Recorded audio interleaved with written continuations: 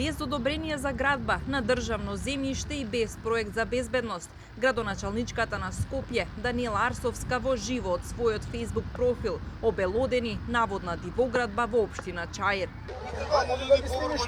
Зашто треба да имате тоа?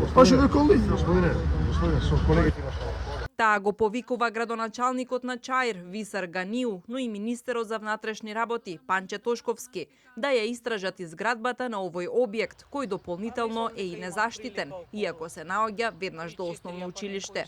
Не е обезбеден објект, нема тараби, нема ништо, а зашто да има тараби кога нема одобрение за градење, кога нема платени комунали, кога нема проект, кога нема статика, си градат дечкиве, 20 комада тука, со арматури, со шипки, си функционираат, си тераат живот и на крај ќе си излезе еден убав објект на булевар кој што вреди поише милиони евра.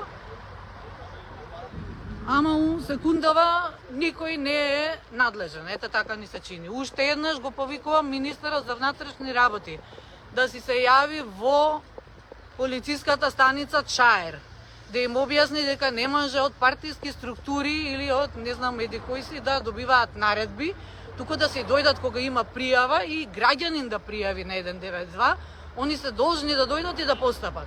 Градоначалникот на Чаир не одговори на повиците на ТВ24 дали објектот е дивоградба.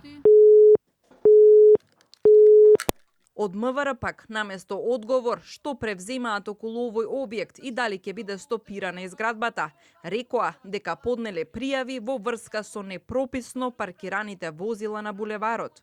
Од страна на полициските службеници легитимирани се 4 лица и поднесени се 3 пријави по член 6 став 6 од Законот за безбедност на сообраќајот на патиштата во врска со непрописно паркираните возила. Градоначалничката Арсовска тврди дека полицијата во општина Чаир и покрај пријавите од станарите околу објектот не доаѓале да постапат по дојавата за дивоградба.